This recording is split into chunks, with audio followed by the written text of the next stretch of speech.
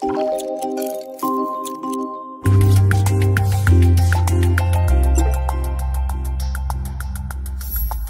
à tous, je m'appelle Maxime Sanson et je travaille dans le service de médecine interne et immunologie clinique du professeur Bonnotte au CHU de Dijon.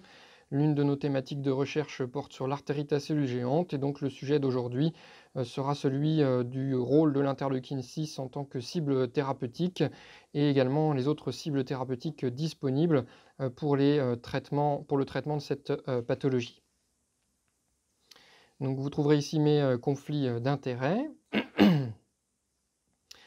Donc pour revenir rapidement sur la physiopathologie de l'artérite à cellules géantes abordée dans une autre vidéo, je vous rappelle qu'il existe dans cette vascularite une activation de la cellule dendritique qui entraîne le recrutement de lymphocytes T au sein de la paroi artérielle, la polarisation de ces lymphocytes T en Th17 producteur d'IL-17 et en Th1 producteur d'interféron gamma. Et que finalement, c'est cette cytokine, l'interféron gamma, dont la production va persister malgré la corticothérapie et qui va activer la cellule musculaire lisse qui en réponse va produire des chémokines et permettre le recrutement de tout ce qui va constituer le granulome, les CD8, les monocytes et les macrophages et entraîner la production d'une forte quantité d'IL6, d'où les manifestations systémiques de la maladie et de phénomènes de remodelage vasculaire, d'où les manifestations ischémiques de la maladie.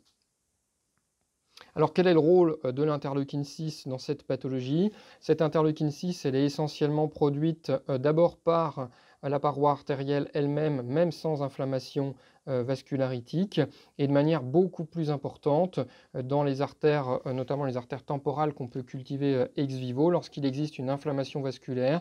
Et cette production est essentiellement le fait de monocytes macrophages qui composent l'infiltrat inflammatoire. Et donc cette production d'IL6 est telle qu'on peut aisément la mesurer dans le sérum des patients. Et donc comme vous le savez, l'IL6 est beaucoup plus élevé chez les patients que chez des sujets sains et va donc fortement diminuer après traitement, quel que soit le traitement que vous utilisez, et notamment la corticothérapie entraîne une très forte diminution de la concentration sérique d'interleukine 6. Donc interleukine 6 qui va entraîner la production de CRP donc par l'hépatocyte, et donc ce taux d'IL6 est parfaitement corrélé au niveau de CRP de vos patients. Et donc l'interleukine 6 va jouer plusieurs rôles. Le premier, c'est celui de l'amplification du recrutement des leucocytes. Donc vous savez que d'un point de vue physiopathologique, il y a un phénomène de néoangiogénèse qui va entraîner une augmentation du recrutement de cellules mononucléées dans la paroi artérielle, et l'IL6 va amplifier ce phénomène puisqu'elle va entraîner une augmentation d'expression de molécules d'adhésion au sein des vasa vasorum. Le deuxième phénomène, c'est que l'IL6 est une cytokine très importante qui contrôle la balance Th17-Treg, donc réponse T pro-inflammatoire avec les Th17, régulatrice avec les Treg. Et donc c'est une cytokine clé qui va réguler ce phénomène d'inflammation ou de tolérance.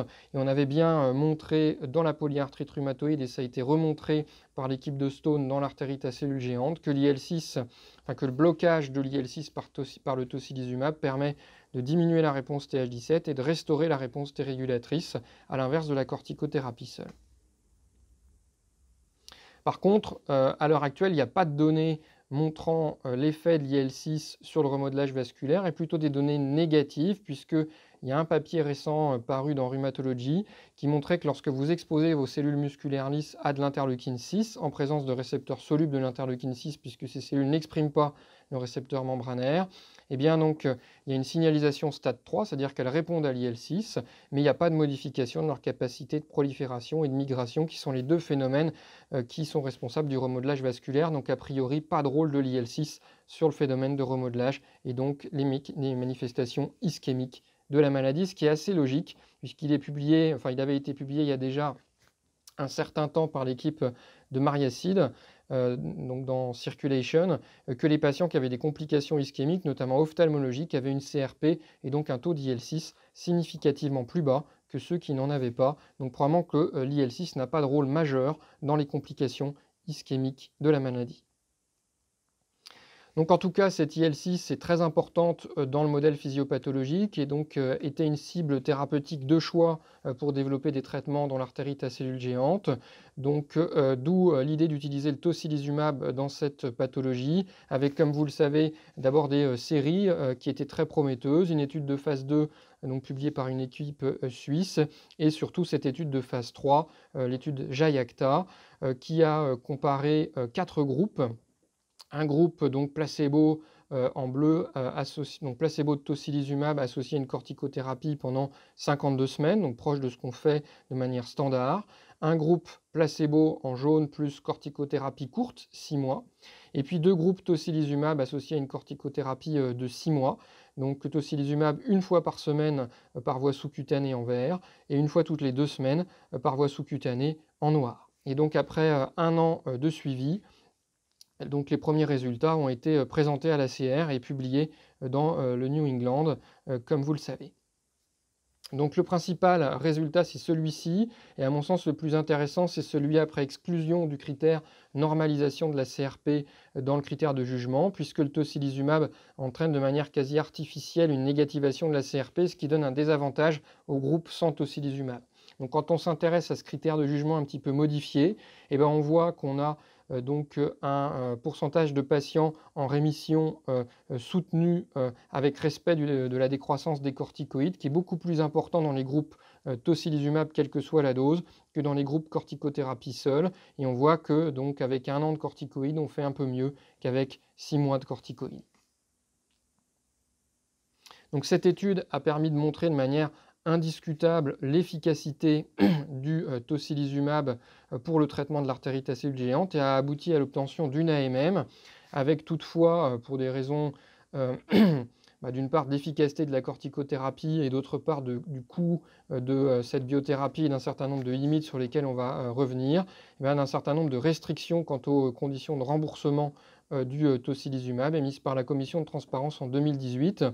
Donc le tocilizumab peut être utilisé en cas de corticodépendance à une dose de plus de 7,5 mg par jour de prednisone. Ce n'est pas une dose qui est sortie du chapeau puisque c'est la dose qui est habituellement associée à une augmentation du risque de fracture du col fémoral et de fracture vertébrale ostéoporotique. Et la deuxième situation où on peut utiliser le tocilizumab chez les patients où une décroissance des corticoïdes est rendue nécessaire de manière rapide du fait d'une intolérance avérée aux corticoïdes comme un diabète compliqué, déséquilibré, des troubles thymiques psychotiques sévères, une ostéoporose fracturaire ou une hypertension que vous ne pouvez pas contrôler par les traitements habituels. Alors, quelle voie utiliser? Clairement, il faut utiliser la voie sous-cutanée, puisque l'AMM a été obtenue pour la voie sous-cutanée et normalement pas pour la voie intraveineuse. Et puis, par ailleurs, il y a quelques données qui avaient été présentées à Atlanta en novembre dernier, à l'ACR, un travail espagnol qui avait comparé l'efficacité en termes d'épargne en corticoïdes entre la voie sous-cutanée et la voie IV. Et on avait l'impression, même si c'est des données rétrospectives, qu'on avait une efficacité qui était plus marquée avec la voie sous-cutanée qu'avec la voie intraveineuse.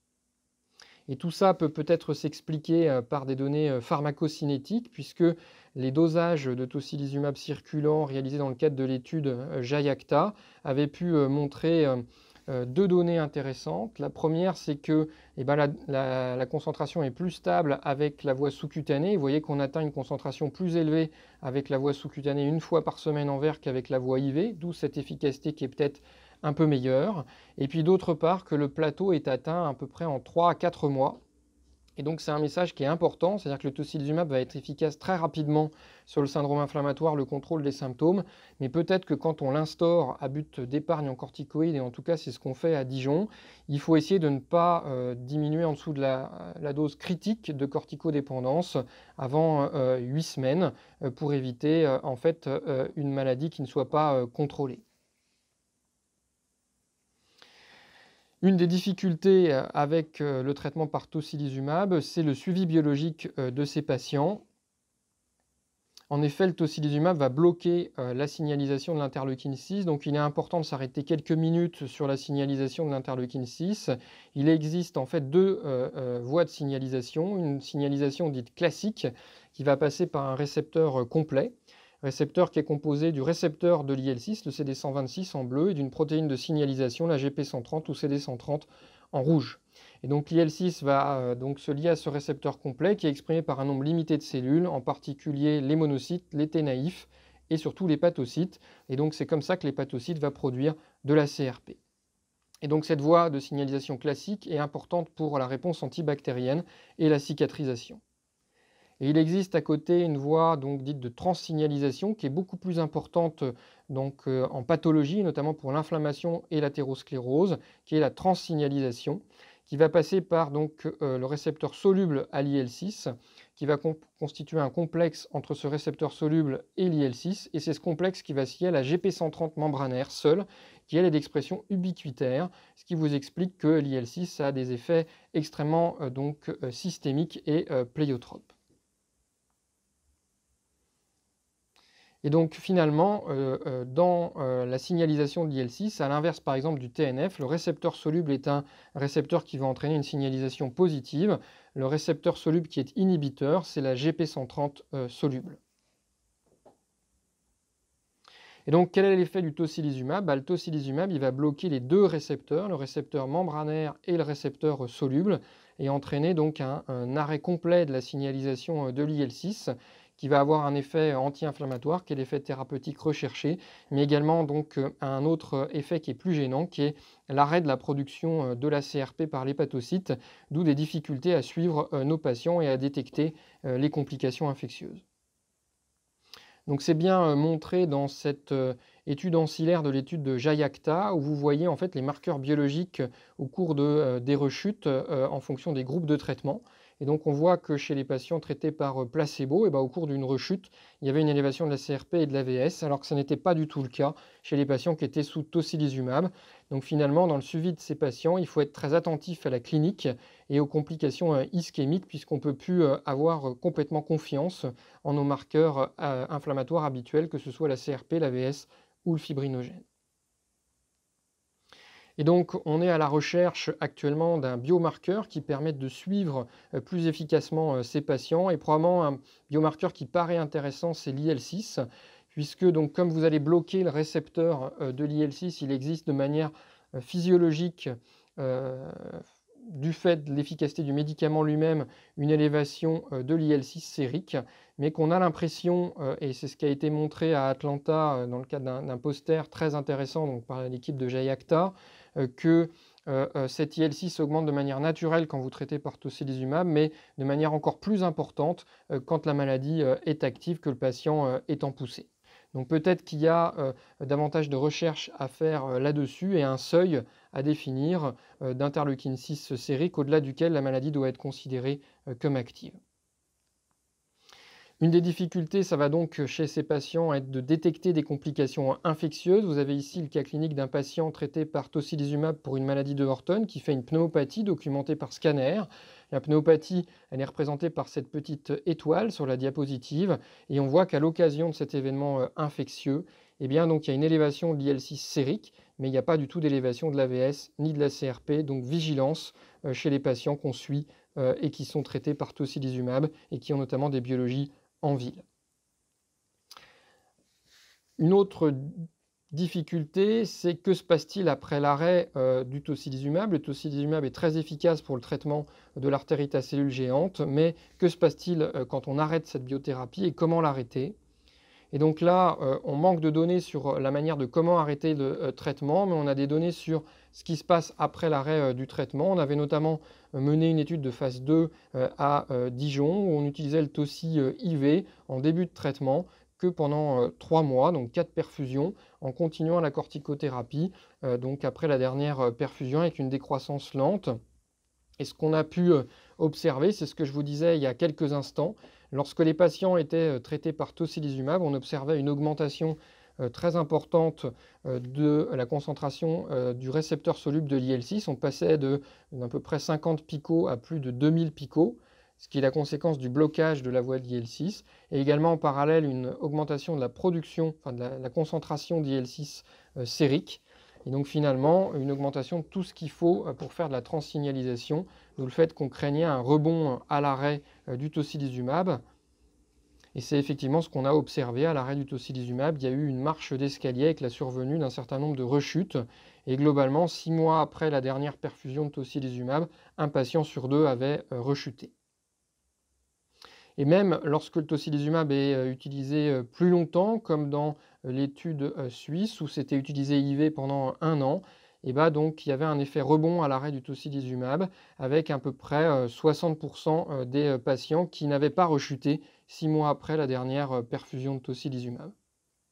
Donc une des questions qu'on peut se poser, c'est est-ce qu'il y a vraiment un effet rebond et des rechutes, ou bien est-ce qu'on est trompé par cette CRP qui est froide pendant le traitement par tocilizumab et qu'on a des maladies de Horton qui ne sont pas parfaitement contrôlées, et quand on arrête le traitement, on lève ce voile et la maladie nous paraît à nouveau active.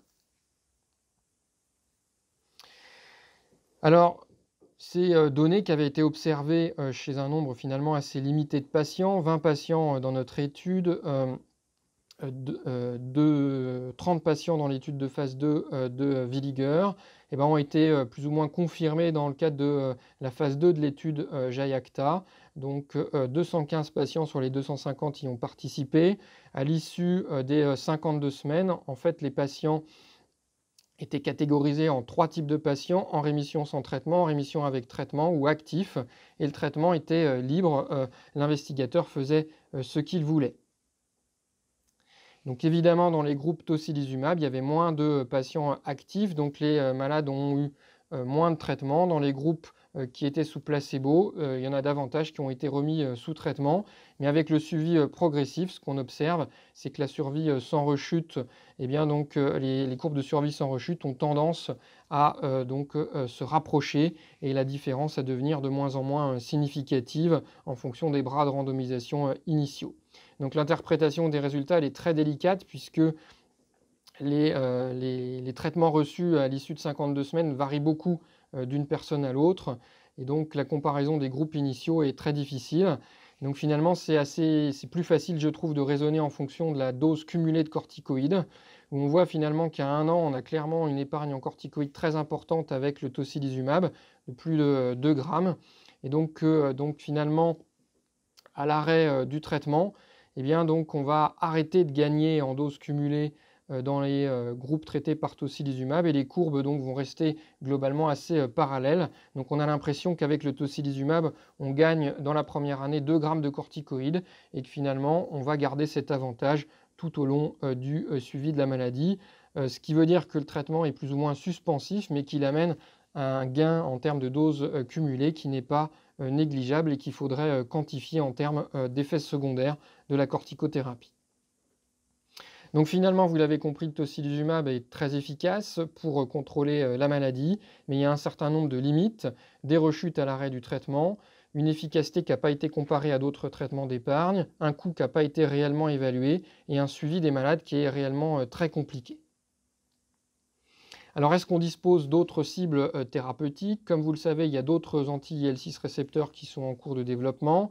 Il y a également un PHRC interrégional mené par l'équipe de Caen qui évalue l'intérêt de l'anakinra dans la maladie de Horton.